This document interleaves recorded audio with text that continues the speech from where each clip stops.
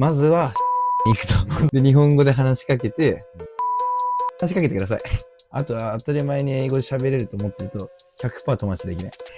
間違いない。Most learners struggle to make friends in Japan, not because of bad Japanese, but because they never understood our culture, the senpai kohai system, and the unspoken rules. And the truth is, you can't build friendships if you only speak polite Japanese. So in this video, we Tokyo natives are breaking it all down and showing you how to actually connect. And since I know you're the type of person who actually wants to learn real Japanese while watching, I show the native phrases, the real ones on the screen as we talk, so you can absorb how we actually speak in the most natural and effortless way possible. まあ多分一番日本の中学校で印象深いっていうか、一番これだってなんのは多分やっぱ部活。まあ部活だね。そうだね。部活入ってたじゃん。入ってたね。俺は入ってなかったけど、その部活の、まずその年功序列制度みたいな。なんか後輩は先輩の言うこと絶対聞かなきゃいけないみたいな。そういう、経験をしてるわけだ。まあしてたね。実際、本当にその先輩の言うことは全てだみたいな。先輩の言うことを全部聞かなきゃいけないみたいな感じだったの。そうだね。本当に典型的な日本の中学校、なんかザ日本の学校みたいなところは、そういうのが厳しいのかなって思う。ほとんどの学校はそうだよね。そうだと思うね。入るとやっぱりその年功序列。そうだね。っていうのを押し付けられるじゃん。押し付けられるね。結構、理不尽だし。ただ年上ってだけやな。そうだね、そうだね、そう。しかも1、2年しか変わんないし。そう。謎だよね、あれは。結構日本の、なんだろう、独特だと思う。特徴っていうか。だから今の、その、ちょっと変わりつつあるけど、まだなんか年功序列みたいな。年上の方が偉いみたいな。だから年上に敬語話さなきゃいけないみたいな。Or this is where everything starts. If you've never lived in Japan, or even if you live in Japan, you might not realize this, but every single Japanese kid grows up in this senpai kohai system. It teaches us if they are older, we obey. で、俺さ、それに一つめっちゃ疑問があって、なんかその中学校とか学校の時ってさ、こう、本当にズバ抜けてないとさ、タメ口とか使えないわけじゃん。だから例えば先輩よりちょっと上手くてもさ、絶対敬語使わなきゃいけないみたいな。敬わなきゃいけないみたいな。あるじゃん。で、なんかさ、社会に出て考えてみてさ、その、自分よりも年下のやつが上司になることだって全然あるわけじゃん。全然ある。そういう場合は、じゃあどうすんだよって話じゃない？その教育受けてて。確かに。そう。だから、本当になんか、堅苦しいっていうかさ、なんかそれやってて本当に意味あんのかなって思っちゃうんだよ、たまに。意味ないよね。意味ないよね。もうこの時代のなんか仕組みを考えたらもう意味ない教育なんかと思うよね。しかもなんかそれでさ、こう年上だからっていうそのなんか、なんていうの、その、権利みたいな、年上の権利みたいなのをさ、すごい行使してくるっていうかさ、めちゃめちゃなんか、年上だからああしろみたいな。お前後輩なんだからああしろみたいな。って言ってくるのすごいキモいなって思うのね、俺。間違いない。そう。年上だから何なんですかみたいな思っちゃうよね。間違いない。だから本当にそれがあるから本当に良くないと思う。良くないよ、本当に。偶然早く生まれただけやん。そうだね、そう、本当に。そんな偉そうにしてんのみたいな。ね。それは結構、日本人が大人になった時にも影響する、その経験だと思うから、その人との接し方にも影響したり、年上ってなった瞬間にも結構距離を置いたりみたいな。あるね。あるやん、ほとんどの日本人は。So when someone uses polite Japanese, our brain keeps a wall up without even thinking. It doesn't feel rude or anything like that, but it just feels distant.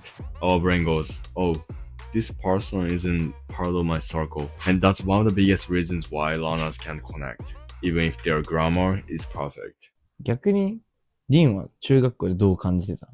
俺は部活とか入ってなかったから、普通にそういう上下関係とかなかったし、普通に自由に同い年の友達と普通にチルしてたよね。チルしてた。チルしてたから普通に。はい。じゃあ先輩とかの絡みとかもなかったんだ。全然なかったね。全然ないんだ。全然なかった。じゃあ本当にそれで言うと、今スケボーやってるわけじゃん。5、6年ぐらい。やっぱじゃあスケボーを始めて上下関係知ったみたいな感じなんだ。まあそうだね。まあ、スケボーの上下関係もちょっと意味わかんないとこあるよね。まあまあまあ。ちょっと結構俺苦戦してたんだけど、うんその年齢上だけど、俺よりスケボー下手よみたいな。そういう人でも敬語使うけどもちろん、年上だから。逆にその年上だから敬語使わないっていう、敬語使わなきゃいけないっていう、そのなんか常識みたいな、当たり前みたいなのあったから、その仲良くなりたくてもなれないみたいな。そういう結構、苦戦してたよね。Even I didn't fully get how deep this system runs until I started skateboarding. So yeah, I was suddenly around older guys. Even if I didn't feel like using keigo, my brain just did it automatically, just because they were older. It didn't matter if I was more skilled. The age rule still kicked in, and it made it so hard for me to connect with them. Even when I wanted to be close with them, the system was still holding me back. なんか、俺も結構、その、敬語みたいな、なんか思ってることで結構苦戦してる部分あって。なんか、例えば、なんか本当に見知らぬ人とかに、なんかすっごい最初からタメ口使われると、無意識的にイラってくるのね。そう。なんこいつみたいな。こう無意識的になっちゃうよね。なんかそれが、なんかその、中学校とか学生時代に培われてきた先入観っていうかさ、まあほぼ洗脳に近い。洗脳に近い。If a random Japanese person uses tameguchi, we low-key get annoyed, even if we don't mean to. 逆に外国人がそれやってきたらどう思う？あ、急にウェイみたいな。いや、別になんもない。なんも思わない。そこは結構謎なんだよね。そうだよね。ほんと謎だよね。But when a foreigner does it, we don't feel the same way. Why? I believe it's because deep down, we don't expect foreigners to follow the same rules. ただ本当に、急に日本人から、おいみたいな。よみたいな。お前何してんだよみたいな。言われると、何なんだよこいつみたいな。同じ、教育育って中で、分かってるじゃんお前そのルール。暗黙のルールをって。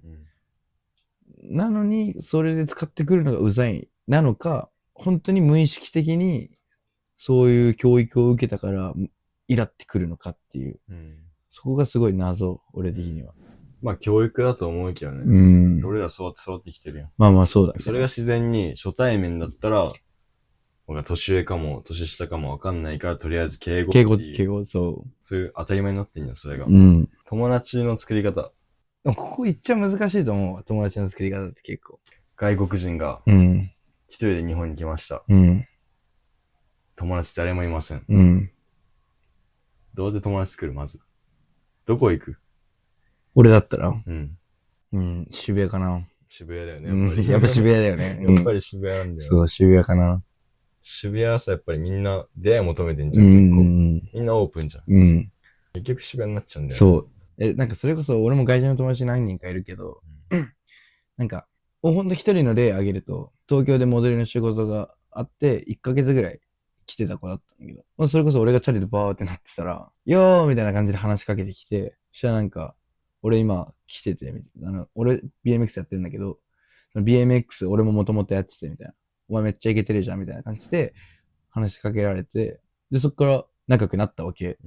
で、なんかなんか喋りかけるのが一番大事っていうか。そうだね。そう。外国人の方から喋りかける。そう。日本人の方から喋りかけることってもう。ない。ほぼない。ない。私ちょっと日本語ちょっとだけ喋れますってなると、もう喋れんのみたいになって、そこでまた盛り上がるみたいな。まあでも友達とか作りたいならタメ口で喋んないと絶対作れない。絶対作れない。ちょっとでもいいからね。そう、ほんとなんかさ、こう会話の中で一単語をなんかこうタメ口でポンって来てくれるだけでもさ、全然違うよね。感じ方が違う。感じ全然違うよね。